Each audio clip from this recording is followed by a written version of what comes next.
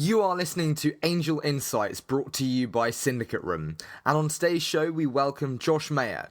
With nearly 20 years investing and building new technology businesses, Josh has just released his book, Startup Wealth, How the Best Angel Investors Make Money in Startups. And what I personally loved about the book was Josh's profiling of 23 of the world's best investors, including our friend Brad Feld, Mark Suster, Joanne Wilson, and many more. It's an absolutely fantastic book, and to get an inside view of the investment processes and the due diligence processes of the world's best investors, it really is the best. And the link for the book can be found in the show description on iTunes. And if that wasn't enough for Josh is also the president of Seattle Angel, bringing a wealth of experience in how to optimize networking for angel investors. But before we delve into the show today, Plantronics is a global leader in audio communications for businesses and consumers. They have pioneered new trends in audio technology, creating innovative products that allow people to simply communicate. From unified communication to Bluetooth headsets, which we're using here at SyndicateRoom today for this episode, to gaming solutions, they deliver uncompromising quality. Plantronics is used by every company in the Fortune 100, as well as blue lights, air traffic control, and various mission-critical applications for those on the front line. But without further ado, it's now time for me to hand over to the brilliant Josh Maher, president of Seattle Angel. Josh, welcome to Angel Insights. It's an absolute pleasure to have you on the show. Thank you so much for joining us. Yeah, I'm excited to be here. Excited to connect with everyone. Now, I'd love to start off by hearing, how did you get into the investing world?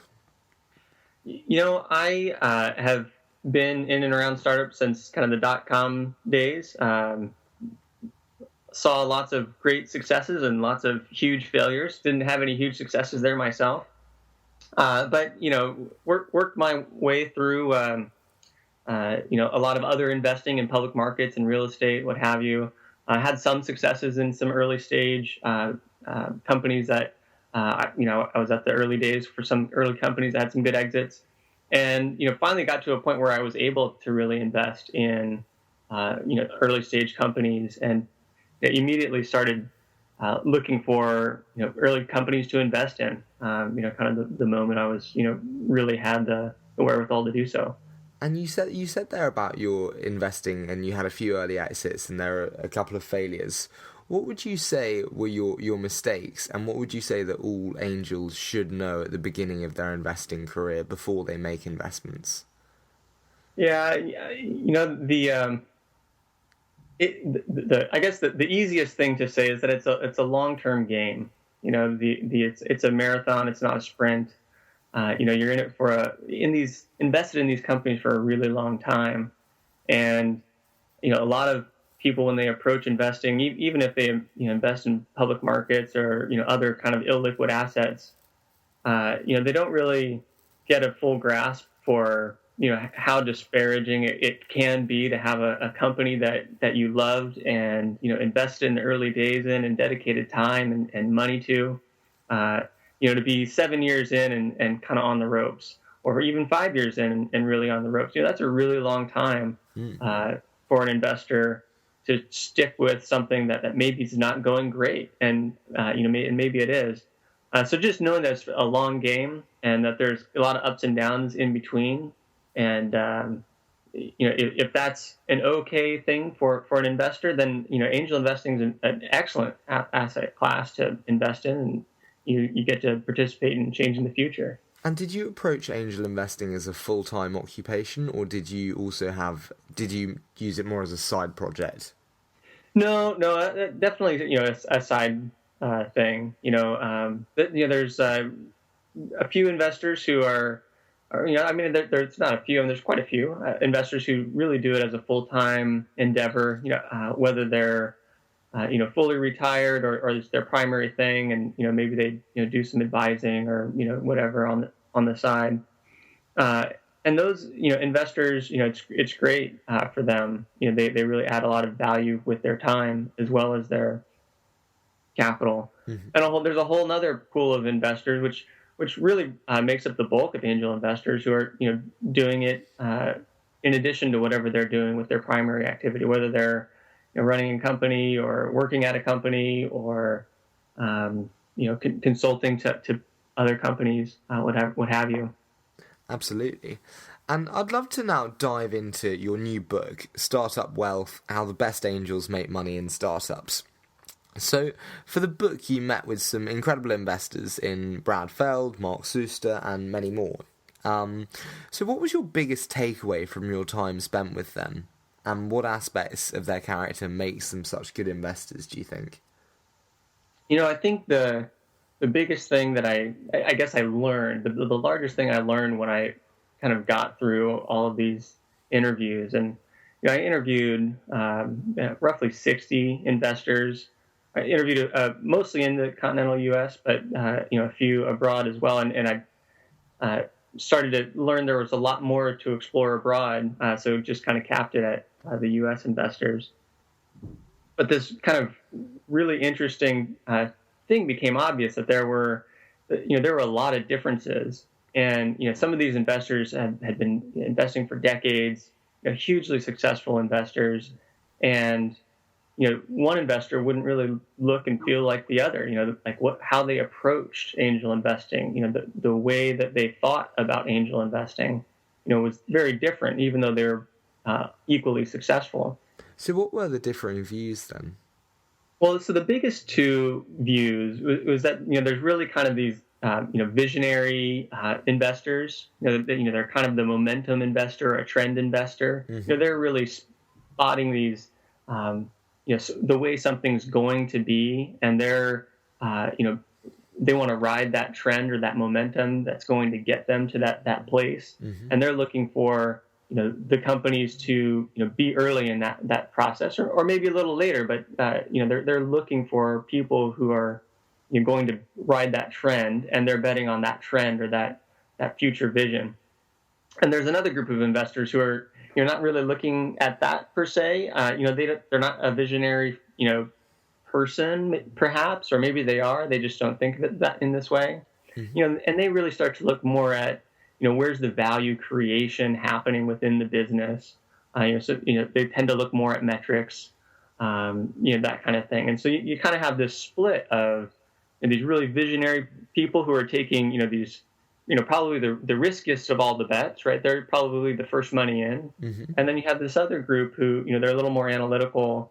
They know they're investing in early stage companies. So they're not, expecting, public company quality financials, but they are looking at, more of the metrics around the business and how the growth is being created, and investing based on that aspect of the business. And what would you say you are then? What side of the table do you fall on? So I'm, everyone's kind of in a scale of a range of that sort of thing. And, some are, lean heavily towards the visionary, and some lean heavily towards the metrics or the value. And I have the spread really covered well in the book. So you can kind of get a sense for where you're at really on that scale. And me personally, I fall a little more on the value side of things. Mm-hmm. I guess I haven't found the vision that I see in the future that is being created by companies that I've seen. So I fall a little more on the value side, but probably not too far from center there. And then with regards to the value side and the very metric-driven investors, when they are so metric-driven, did you find any commonalities in terms of the KPIs that they look at? No, not necessarily. Some are really looking, like at real financial data, almost to the point where they're, they won't even, they're only really investing in Series A deals versus seed deals. Mm-hmm. And others, are looking more around, how the, entrepreneur is, quantifying the market, and how they're categorizing the business and the revenue sources that they've identified, and is that a good way to look at the business and that market, and are those things that there's evidence that that thinking is proving to have traction in the market. And so they're less looking at I see this is where the future totally is, but they are looking at the entrepreneur and the team progressing towards creating the future, and are there metrics around that progression? Absolutely. And is there anything that surprised you amongst these investors? It could be themselves as people or with regard to their investing strategy. Is there anything that surprised you or you weren't expecting with them? Yeah, so there was there was two people, and the fact that there's two people maybe is even more surprising. Okay. So it was something that the way they approached investing and how much of their personal net worth that they allocated towards investing. Okay. What was the surprise? And so the surprise is that two people that I interviewed had over 100% of their net worth invested in early stage companies. Over 100%. Over 100%, of their investable net worth in early stage companies, meaning they had leverage, as angel investors. That's a diversified portfolio, blimey. Wow. And everyone else, every other investor, when you really kind of calculate it, it's around 10% or less, and most were far less than 10%. But these two who were at one point or another in their investing career, they have had over 100% invest was just an amazing surprise to me. And how had it turned out? Well, so that's the thing. The first investor that I interviewed, it was really fun because he's here in Seattle, and I got to go to his house, and meet him at his house, and really spend some time, with him there. And so I described a little bit of his beautiful home, overlooking, Lake Washington, with his beautiful view that he has there, because it really does set the tone that. It worked out very well for him. He's a fairly young guy who's had a lot of success. So Whew, I was getting worried there, poor guy. And then the other one, not such a nice house. Oh no! The other gentleman, no, he's actually doing quite well himself. He's out of Boston, and he happened to have been the MIT Blackjack, the director of the MIT Blackjack team. Wow. So there was a book that was written about this team, and a movie that was made out of it, I believe. So he's kind of used to risk, and he feels. He told me he felt that his early stage investments, even though they were so invested, he felt they weren't risky at all. So wow, there you go. Different risk feelings. And I'd love to move on to your position as president of Seattle Angel. So a prominent angel investment network in Seattle. So why do you think networks are so important?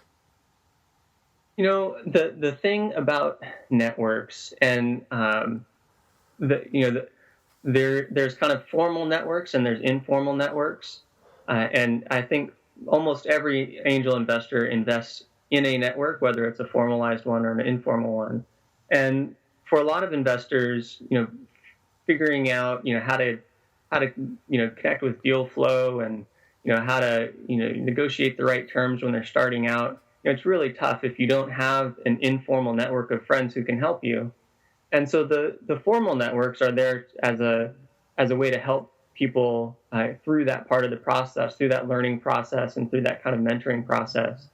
And so there's a lot of investors, who would never go to an angel network or an angel group, but they, do have friends who are, also their mentors and who are helping them through the process. And there are lots of people who don't have friends who, have been in angel investing for years, for example, and they kind of need somewhere to go for that sort of thing. And angel networks, angel groups, they fund an incredible amount of companies in really the world through that mechanism, through this mechanism of, helping teach and train and mentor, people to be new investors. And I've got two kind of questions for you offshooting the network branch. And that is, if you've got an individual who it doesn't belong to a network yet, but's looking to join one, what advice would you give them? I would say that it's okay to look at several different networks and different network models. Some networks are very exclusive, kind of hard to get into, and that can be good or bad. They're kind of somewhat personality driven. If that's a good thing for you as a person, if that's the kind of place that you want to join, then that's good. Others are less exclusive, so they maybe have a different feel to them. Some are very social, lots of social activity, so they're almost a social group that with an investment problem instead of an investment group with a social problem.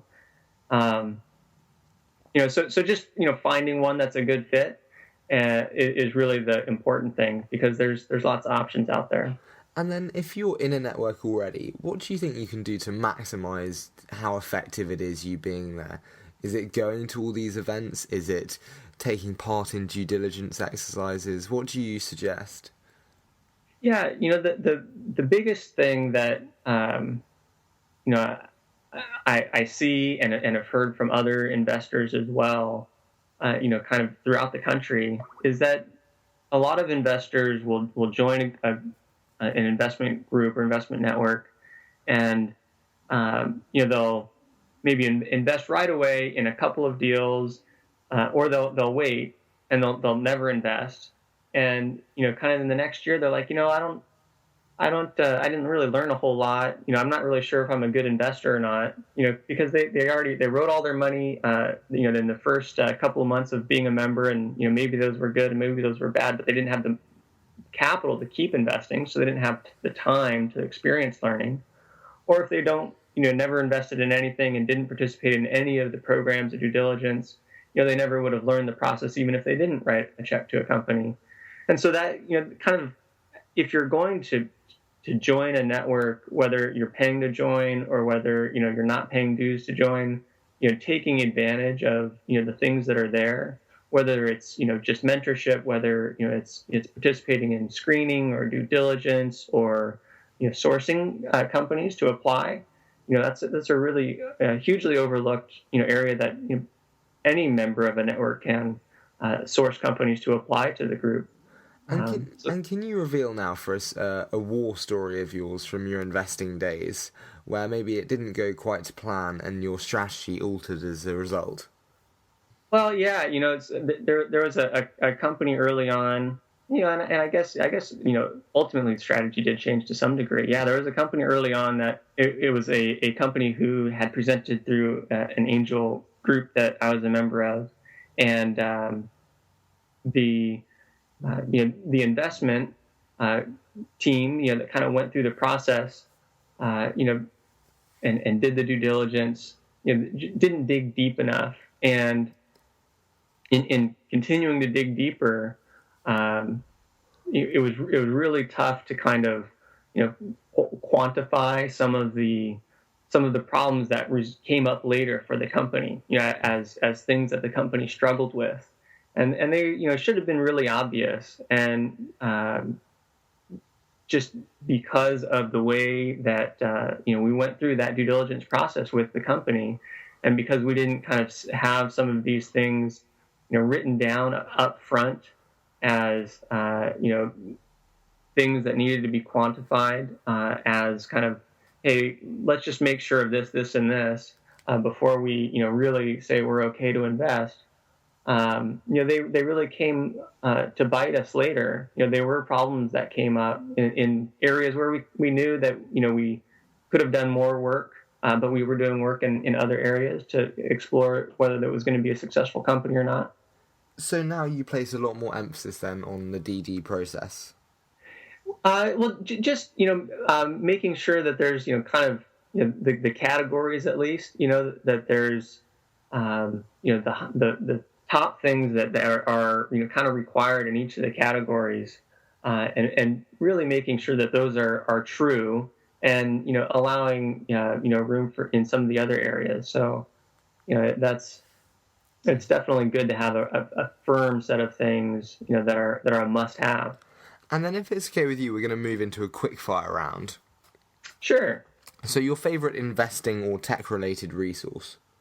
I I would say GeekWire here in Seattle. Okay. Those guys. I invest mostly in companies, locally, here in town, and they're they do a great job on tech in general, Hmm. and they cover the investment stuff quite well too. So new companies, they find lots of interesting companies that I like to go explore too. So. And what's your investing ethos in a sentence? Um, Investing ethos in a sentence is that this is my way to put a shadow on the sun, and so finding a way to do that for me is through investing. Awesome. And then, who's your investing idol or person you most look to emulate in the investing world? Oh, that's a really hard one. Yeah. Sorry, that wasn't on the schedule, but I had to ask it. I thought of it halfway through and thought, that's a good one. uh, you know, um, so in public markets, I'm in Berkshire fan, so of both Warren and Charlie, Hmm. um, and perhaps that's what their early investing approach and style, or Buffett's anyway, uh, actually is an interestingly insightful for other early stage investors. Um, he was quite an activist early stage investor, or at least growth company investor, small growth company investor. Hmm. And so some of those lessons are interesting to take, but they're not wholly applicable to angel investing or early stage startup investing. Um, I really like Brad Feld's approach to investing. Love Brad. And Brad is obviously a fantastic chap, and we've had him on the 20-minute VC, our sister show, and he's just phenomenal. Yeah, I'm almost heartbroken that the category on Amazon that my book seems to be doing well in is the VC category, and Venture Deals is like the best-selling book in that category, Yeah. and there's no way I'm going to ever beat it, right? I mean, it's really good, but so that's an awesome that you're giving it away, but I'm heartbroken that it is such a good book. And then finally, your most recent investment and why you said yes. Oh yeah, so I invested in a company called OtoNexus, and they're a local company here, and they have it's a medical device company, and they have created a way to um, analyze whether or not someone has an ear infection in a much more in a better way, right? So their handheld device that they're still getting through final FDA approvals, et cetera, will reduce the number of false positives because they're able to tell what kind the density of the fluid behind the ear, Mm-hmm. and so reducing false positives, which would ends up reducing antibiotic false antibiotic prescriptions for people who aren't who don't need them. So generally increasing the health of children because actually the antibiotics for ear infections, as it turns out, is one of the main reasons why people end up having so many problems being immune to antibiotics. So it's a huge health savings for people.